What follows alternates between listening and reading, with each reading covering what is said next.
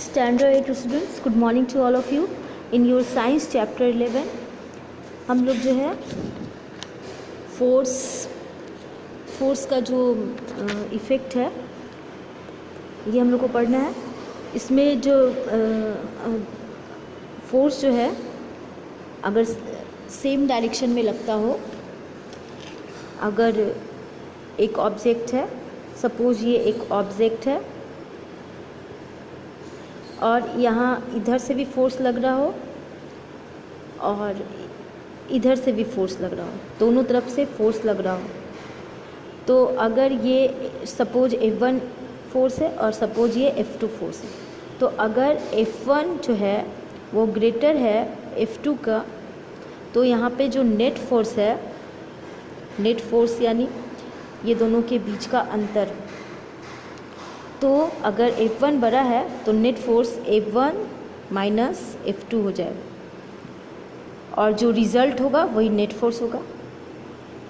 Result जो है वो नेट फोर्स होगा. और सपोज़ F1 जो है ये स्मॉलर है F2 का, तो यहाँ पे नेट फोर्स जो है F2 माइनस F1 हो जाएगा. ये मीन्स जो फोर्स बड़ा है उससे छोटे फोर्स को, जो छोटा फोर्स लग रहा है.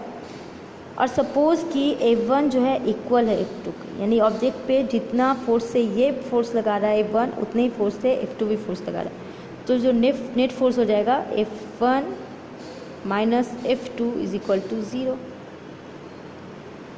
तो फोर्स, और अगर सपोज़ ये एक ऑब्जेक्ट है, फोर्स जो है F1 और F2 ये दोनों सेम डायरेक्शन में फोर्स लगा रहे हैं, तो ये जो ऑब्जेक्ट है ये ऑब्जेक्ट तेज़ी से मूव करेगा. और अगर सिर्फ F1 फोर्स लग रहा है तो फोर्स कम हो गया, तो थोड़ा स्लो मूव करेगा. वो उसके फोर्स के अकॉर्डिंग ये डिपेंड करता है, और मास कितना है इस बॉडी का और कितना उसके ऊपर फोर्स लग रहा है, इससे उसके और किस डायरेक्शन में फोर्स लग रहा है, तो जिस डायरेक्शन में फोर्स लगेगा उसी डायरेक्शन में ऑब्जेक्ट भी जाएगा.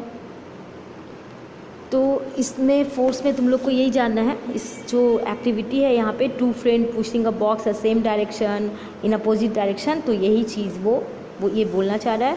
तो while pushing the heavy box from the opposite direction, the box will move in the direction towards which it receive greater force. Can you tell the amount of net force acting on the box?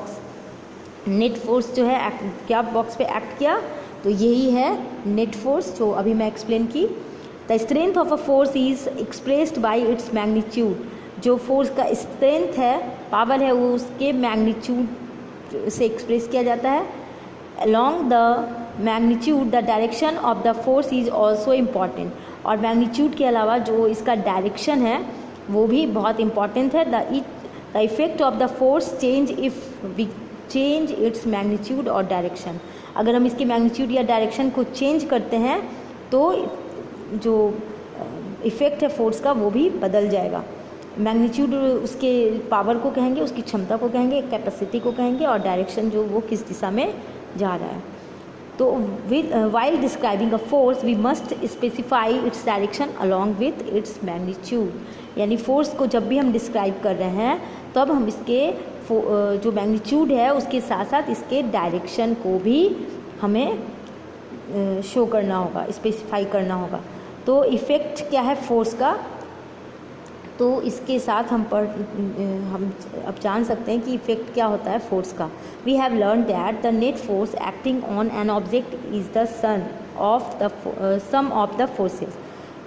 तो हमने अभी पढ़ा कि जो net force है जो किसी object पे एक्ट कर रहा है वो उसका सम है, फोर्स का सम है. If they are applied in same direction, अगर वो सेम डायरेक्शन में, जैसे यहाँ पर जब सेम डायरेक्शन में हम अप्लाई कर रहे हैं, यानी F1 और F2 दोनों फोर्स सेम डायरेक्शन में लग रहा है, तो यहाँ पे उसका सम हो जाएगा. इसका जो नेट फोर्स है, ये जो नेट फोर्स है ये F1 प्लस F2 हो जाएगा. F1 प्लस F2 ये नेट फोर्स हो जाएगा. बट अगर अपोजिट डायरेक्शन में लग रहा है तो क्या नेट फोर्स हो जाएगा, ये भी मैं बताई कि F1 is greater than F2, तो F1 माइनस F2 हो जाएगा। अगर F1 is smaller than F2 तो F2 माइनस F1 हो जाएगा, और अगर F1 is equal to F2 तो F1 माइनस F2 हो जाएगा। तो नेट फोर्स 0 हो जाएगा इस कंडीशन में। तो यहाँ पे यही सेम कंडीशन ये बता रहा है कि नंबर 1 कंडीशन है force can change the state of motion. Force जो है वो मोशन के स्टेट को चेंज कर सकता है, गति को ये बदल सकता है। When you kick the ball it moves away, अगर तुम एक बॉल को किक करते हो ये दूर चला जाता है। When you kick the ball gently it moves a little, अगर वो तुम उसे धीरे से मूव करवाओगे तो स्लो थोड़ा सा ही मूव करेगा, कम डिस्टेंस कवर करेगा। लेकिन अगर तुम उसे फोर्सफुली किक करोगे तो ये ज़्यादा लॉन्ग डिस्टेंस कवर करेगा। When you kick the ball towards the goal post, goal post की तरफ तुम किक करोगे तो ये जो है फोर्स अप्लाई होगा बॉल, तो you apply a force on the ball. And when the goalkeeper dives at it and holds it he और she applies a force to stop the ball. तो अगर हमने किक किया तो बॉल आगे move किया, और अगर गोलकीपर जो है गोल की तरफ किक कर रहा है और गोलकीपर अगर डाइव करके उसे रोकना चाह रहा है तो ये जो है उस बॉल के मूवमेंट को रोक देगा अगर वो उसे पकड़ लिया तो। So before you made the kick the speed of the ball was 0, यानी कि जब तक तुमने उसे किक नहीं लगाया है, जब तक जो बॉल है ये बॉल जब तक एक जगह पे रुका हुआ है, तुमने इसे किक नहीं किया है, कोई फोर्स नहीं लगा इस पर, तब तक इसका जो फोर्स है ये क्या है, ये F जो 0 है। और जब तुम इस बॉल को जो है गोलकीपर जब इसे डाइव कर लेता है तो तुम जब तक बॉल को किक नहीं किए हो तो ये 0 है। When the goalkeeper stop the ball holding it he और she applied a force to stop the ball, तो ये भी उसके मोशन को जो है वो रोक देता है, उसके मोशन का जो बॉल का मोशन है इसे ये रोक देता है। Therefore it shows that the application of force and object में चेंज इट स्टेट, यानी इसे इसका स्टेट चेंज कैसे कर रहा है, ये एक रुका हुआ है, एक बॉल है जो कि अभी स्थिर है स्टैटिक पोजीशन में, इसे हमने मूवमेंट लाया और जब मूव कर रहा है और हमने इसे होल्ड कर लिया अगेन, फिर इसे मूवमेंट से हम लोग ने स्टैटिक पोजीशन में लिया। तो the speed of the object में इंक्रीज और decrease depending on the direction of the applied force, किस डायरेक्शन में और कितना फोर्स लग रहा है, इससे हम लोग स्पीड को इंक्रीज भी कर रहे हैं और इंक्रीज भी कर सकते हैं और डिक्रीज भी कर सकते हैं। तो इसमें यही चीज़ ये शो कर रहा है, the football increase its speed when you applied force on it all the direction of the goal. अगर ये जो है अगर हम इस फुटबॉल को स्पीड में फोर्स अप्लाई करते हैं अगर फुटबॉल के ऊपर, तो ये गोल के डायरेक्शन में तेज़ी से मूव करेगा। The direction of the motion में also change depending on the direction of the force, और किस डायरेक्शन में हमने फोर्स लगाई है उसी डायरेक्शन में वो बॉल जो है वो मूव करेगा। In cricket the batsman deflect the ball with the bat in the direction where there is no fielder, तो जैसे क्रिकेटर जो है वो उसी दिशा में उस बॉल को फेंकना चाहता है, थ्रो करना चाहता है जिधर कोई फील्डर ना हो और ज़्यादा से ज़्यादा 6 मारकर बाउंड्री के पार करवाना चाहता है। तो जो फोर्स जिस डायरेक्शन में वो अप्लाई करता है तो उसी डायरेक्शन की तरफ वो फोर्स लग जाता है। So the state of motion and object में change the application of the force, तो स्टेट जो है फोर्स अप्लाई करके हम मोशन का स्टेट जो है वो चेंज कर सकते हैं। Both magnitude of the force and direction are responsible, और इसमें दोनों फोर्स भी और डायरेक्शन भी, जो फोर्स का और डायरेक्शन का भी जो मैग्नीट्यूड है ये दोनों काम करेगा, उसके पीछे रिस्पॉन्सिबल होगा।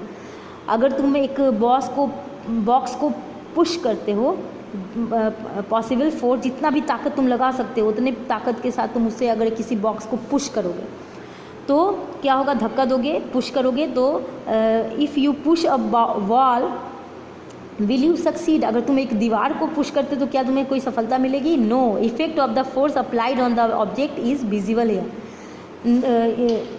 जो फोर्स है अप्लाइड कर रहे हैं ऑब्जेक्ट के ऊपर वो हमें दिखाई देता है, तो इसलिए हम उसमें मूवमेंट वो देख रहे हैं। बट अगर हम वॉल के ऊपर फोर्स लगा रहे हैं तो उसका मूवमेंट हम नहीं देख पा रहे हैं, वो हमें शो नहीं हो रहा।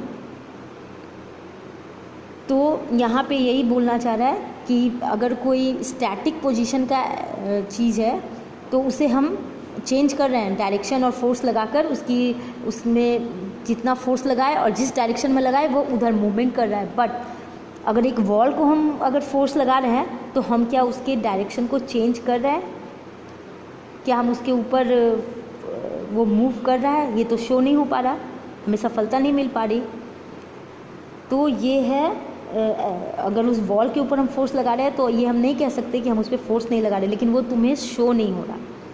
अब सेकेंड जो है फोर्स जो है वो शेप को चेंज कर सकता है। जैसे यहाँ पे एक बाउल में डो जो हम लोग आटा गूँथते घर में, तो उसे देखते हैं हम लोग जिस शेप में राउंड बनाते हैं तो राउंड हो जाता है, उस पर फोर्स लगा कर, क्योंकि वो फ्लेक्सिबल बॉडी है तो उसके अकॉर्डिंग हम शेप में ढाल सकते हैं, जिस शेप में हम उसे बनाना चाह रहे हैं उस दिशा में फोर्स लगाकर। तो when you pull a rubber, अगर हम एक गोल राउंड रबर को खींचते हैं तो वो भी अपना शेप चेंज कर लेता है। तो इस तरह से फोर्स जो है शेप को भी, किसी ऑब्जेक्ट के शेप को भी चेंज कर सकता है। So in this cases the object change shape on application of force. अब है types of force. Next class में हम लोग पढ़ेंगे टाइप्स ऑफ फोर्स।